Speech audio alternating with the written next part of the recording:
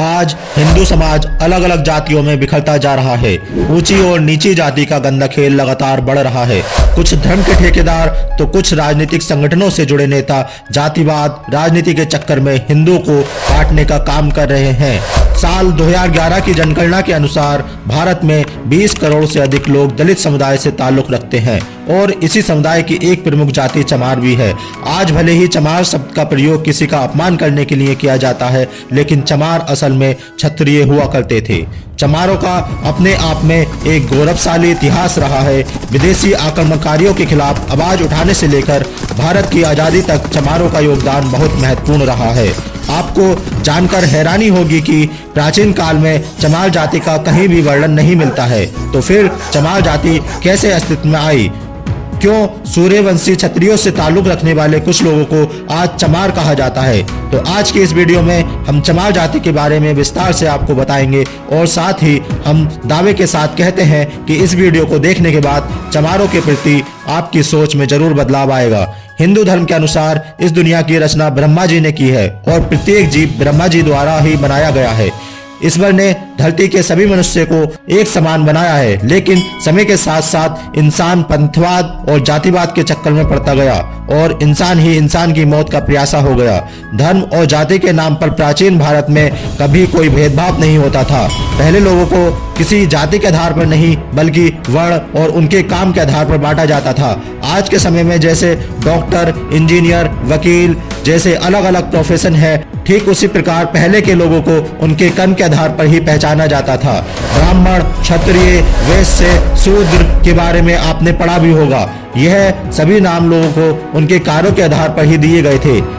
वहीं रामायण काल में भी इंसानों को अलग अलग आधार पर विभाजित किया गया है। उस समय देव, दानव, राक्षस, किन्नर और गंधर्व के आधार पर जाति तय की जाती थी, जो आज की जातिवाद से बिल्कुल भिन्न है। चमार जाति के बारे में वैसे तो कहीं उल्लेख नहीं है। चमार शब्द का प्रयोग पहली बार सिकंदर लोदी द्वारा 16वीं शताब्दी में किया गया था, जिस समय भारत में तुर्की और अफगान के आक्रमणकारियों ने भारत में प्रवेश करना शुरू किया था। उस समय पश्चिम बंगाल में चमकार वंश का राज हुआ करता था। ये सूर्यवंशी क्षत्रिय समुदाय से संबंध रखते थे। गौतम बुद्ध, चंद्रगुप्त और अशोक सम्राट भी इसी वंश के थे।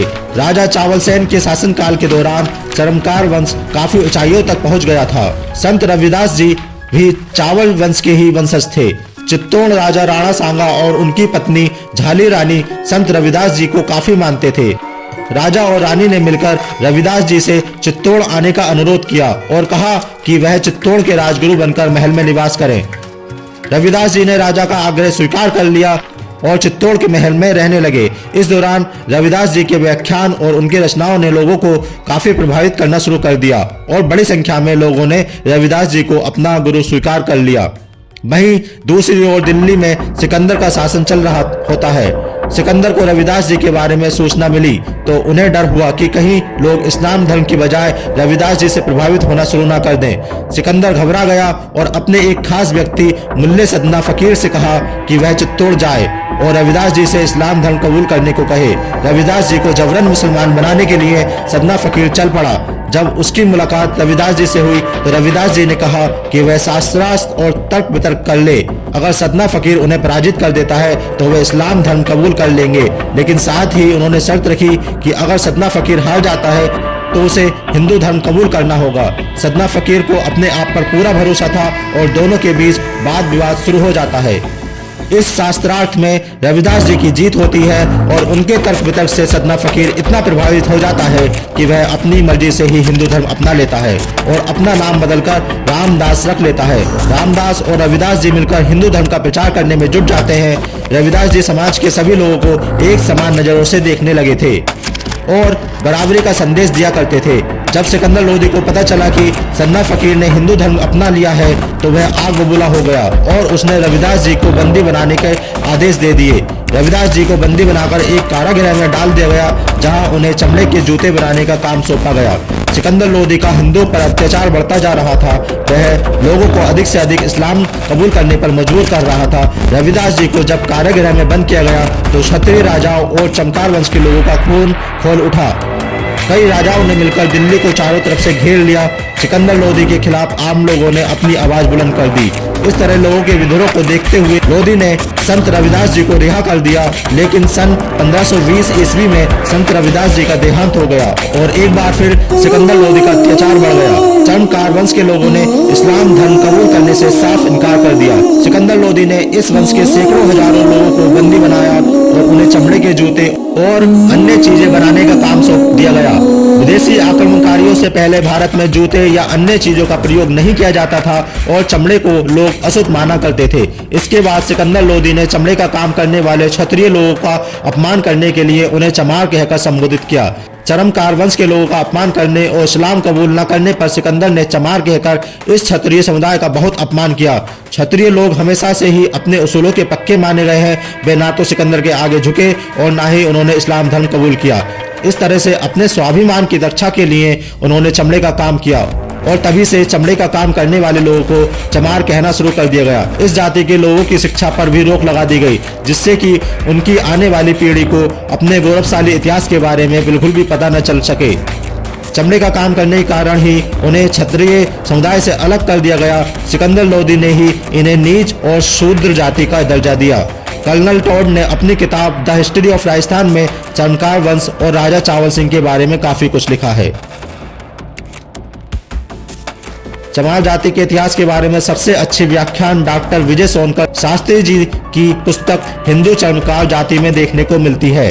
आज भी चमार जाति के लोग संपूर्ण भारत में पाए जाते हैं। भारत के अलावा नेपाल और पाकिस्तान में भी इस समुदाय के लोग रहते हैं। राजस्थान के कुछ हिस्सों में चमारों का रहन सहन और बर्ताव राजपूतों जैसा नजर आता है।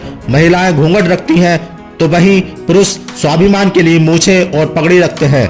आज किसी दलित को या इस जाति के लोगों को चमार कहा जाए तो काफी गुस्सा हो जाते हैं और अपमानजनक महसूस करते हैं, और वह अपनी जगह बिल्कुल ठीक भी है, क्योंकि जब वह चमार है ही नहीं तो भला किसी की गलत बातों को क्यों बर्दाश्त करे।